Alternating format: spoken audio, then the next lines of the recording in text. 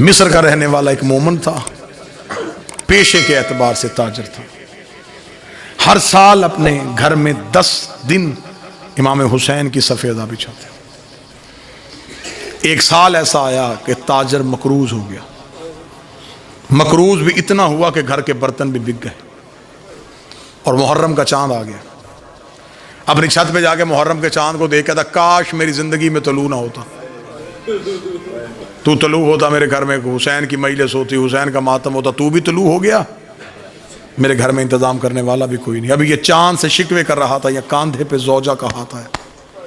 اس نے مڑ کے دیکھا پیچھے بیوی کھڑی ہے، رو کے کہنے لگی گلے نہ کر، مشکل وقت میں قیمتی چیز بیچتے.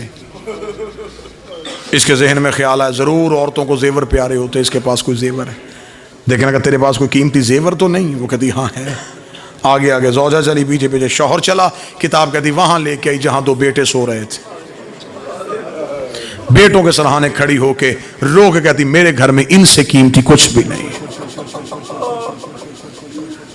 باپ کی نگاہیں ماں کی نگاہوں میں گئیں. دیکھ کے کہنے لگا میں تیری بات سمجھا نہیں. رو کے کہنے لگی مشکل وقت آئے تو قیمتی چیز بیچتے، لے جا بردہ فروشوں کے بازار، غلام بنا کے بیچتے. باپ کے جسم میں عباس بھائی کپ کپی آئی. رو کے کہتا کبھی کسی نے بیٹے بھی بیچے ہیں؟ رو کے سچ بتا تو نے مانگے کس سے تھے؟ حسین سے مانگے تھے نا.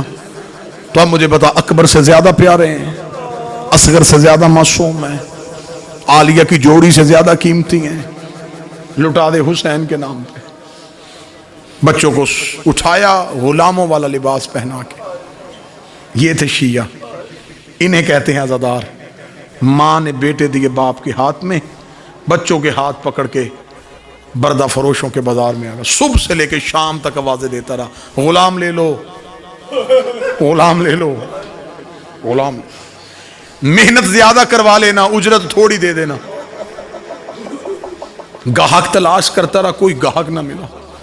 شام کو تھکا ہوا عزادار زمین پہ بیٹھا، بیٹوں کے سر سینے پہ رکھ کے منہ بقیہ کی طرف کر کے تھا بی بھی اب میرا مقدر، میں تو گھر سے بیٹے بھی لے آیا تھا. شہزادی تجھے میری عزاداری منظور نہیں؟ ابھی یہ بات کر رہا تھا، یہاں بازار میں گھوڑے کے ٹاپوں کی آواز آئی. اس کے قریب آ کے گھوڑا سوار رک گیا. اس نے یوں سر اٹھایا، گھوڑے سوار کے چہرے پہ نقاب. گھوڑا سوار کی آواز آئی غلام بیچے گا؟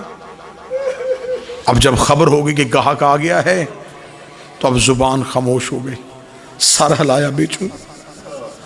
گھوڑا سوار کی آواز ہے کیا قیمت لے گا؟ تڑپ کے کہتا کوئی کائنات بھی دیتا میں بال بھی توڑ کے نہ دیتا. میں نے منتوں سے مانگے، میں نے مشکل سے جوان کیے. کتنا مشکل ہوتا ہے کسی باپ کے لیے اولاد کی قیمت بتانا. رو کے کہنے لگا میری زبان پہ قیمت نہیں آ رہی، بس اتنا دے دے 10 دن میرے گھر میں غریب کی مجلس ہو سکے. اتنا جملہ کہنا تھا. یہ گھوڑے سوار کی آواز ہے، وہ سامنے گھوڑے پہ تھیلا، تھیلے پہ دینار ہے. دینار اٹھا اور اپنے بچے میرے ساتھ گھوڑے پہ بٹھا دے. دینار اٹھا، بچے گھوڑے پہ بٹھا دے. دینار اٹھا، بچے گھوڑے پہ. جو بندہ بیٹھا ہے اسے خبر ہے کہ محرم آنے والا ہے، وہ سینے پہ ہاتھ ضرور مارے گا، ہائے ضرور کہے گا. جب گھوڑا سوار کی آواز آئی دینار اٹھا اور اپنے بچے گھوڑے پہ بٹھا دے، اتنا کہنا تھا. چند قدم پیچھے ہٹ کے کہنے لگا میں کوئی قرضہ تو نہیں مانگ رہا، بیٹے بیچ رہا ہو، اتنی بھی امیری کیا تو پیسے بھی اٹھا کے نہیں دے رہا. گھوڑا سوار کی آواز ہے میری مجبوری ہے، میرے ہاتھ ہوتے میں تیرے بیٹے ہاتھوں سے اٹھاتا، میرے بازو ہوتے میں تیرے لال سینے سے لگاتا. او میری مجبوری، میرے ہاتھ نہیں، میرے بازو نہیں. اٹھا بچے، بٹھا میرے ساتھ گھوڑے پہ. کتاب کے جملے ہیں. اس نے بیٹوں کو اٹھایا گھوڑا سوار کے ساتھ. گھوڑا سوار نے سینے کے ساتھ. سواری نظروں سے اوجھل ہو گئی. اب مصائب واقعات کا نام نہیں، کیفیت کا نام. آپ کے اوپر کیفیت طاری ہو گئی، آنکھ سے آنسو آ جائیں گے. غریب نے تو اتنا سستا کیا ہے کرم. حسین کہتے اگر میرے مصائب میں تجھے رونا نہ آئے نا تو تو اپنے درد یاد کر لیا کر. رو کسی بھی مصیبت کو، لیکن مجلس میں بیٹھ کے تیری آنکھ سے آنسو آئے. کیونکہ جو شام سے آتی ہے اسے تکلیف ہوتی ہے کسی کی آنکھیں خشک رہیں. وہ رو کے کہتی تو نے دیکھا جو نہیں تھا گھوڑے سے گرتا، کاش تجھے خبر ہوتی میرا اکبر کتنا خوبصورت. لہذا میں کوشش کر رہا ہوں کہ میں گریے کا سبب مہیا کروں.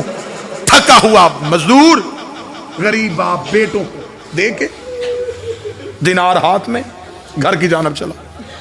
اللہ تمہاری اولاد کی زندگی کرے. اللہ کسی باپ کو اولاد کا غم نہ دکھائے۔ دروازے پہ ماں کھڑی دیکھ رہی تھی، جب شوہر کو خالی ہاتھ آتے دیکھا گر گئی دروازے۔ شوہر قریب آیا، بس رو کے اتنا ہی پوچھا بک گئے؟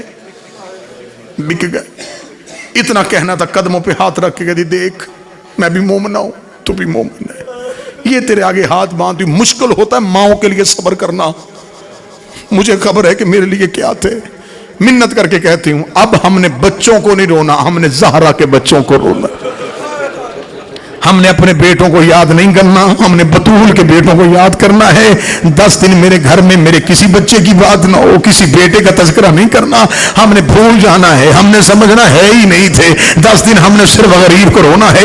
مصر کی جامع مسجد میں اعلان ہو گیا کہ فلاں شیعہ کے گھر میں حسین کی عزاداری برپا ہے، لوگ جانا شروع ہو گئے، حسین کا ذکر ہوا، حسین کی مجلس ہوئی، غریب کا ماتم ہوا، لنگر نیاز ہوا، لوگ اپنے اپنے گھروں کو واپس چلے گئے۔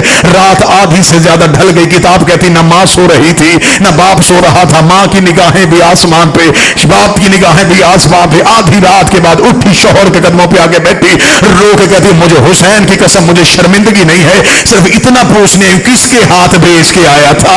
انہیں غلامی کا طریقہ نہیں آتا، انہیں نوکری کے آداب نہیں آتے، میں نے بڑے لاڈوں سے پالے تھے اپنے بیٹے، انہیں کوئی کام کرنا نہیں آتا۔ اتنا کہنا تھا، باپ اٹھ کے بیٹھا، رو کر گا چہرے سے کوئی شریف لگتا تھا، بازو اس کے تھے کوئی نہیں، چہرے پہ اس کے نقاب تھا، سینے سے لگا کے چلا گیا۔ ابھی یہی باتیں ہو رہی تھی، یہ دروازے میں دستک ہوئی، مومنہ روتی ہوئی باہر گئی، اس نے دروازہ کھولا کہ کالے برقع والی بی بی دونوں بچوں کے ہاتھ پکڑ کے کھڑی تھی۔ اتنا کہنا تھا، مومنہ قدموں میں گر گئی، رو کر بی بی ان سے کوئی غلطی ہو گئی ہو، میں معافی مانگتی ہوں، انہیں نوکری کرنے کا طریقہ نہیں آتا، یہ پہلی بار غلام بن کے گئے تھے۔ یہ کالے برقع والی بی بی کی آواز آئی، ہمیں پہچان، ہم بیٹے دیتے ہیں لیتے نہیں ہیں۔ رو گئی تو جو گلیوں میں بیٹے دے رہی ہے تو کون ہے؟ بی بی کی آواز آئی، تیرے گھر میں کس کا ماتم ہوا ہے؟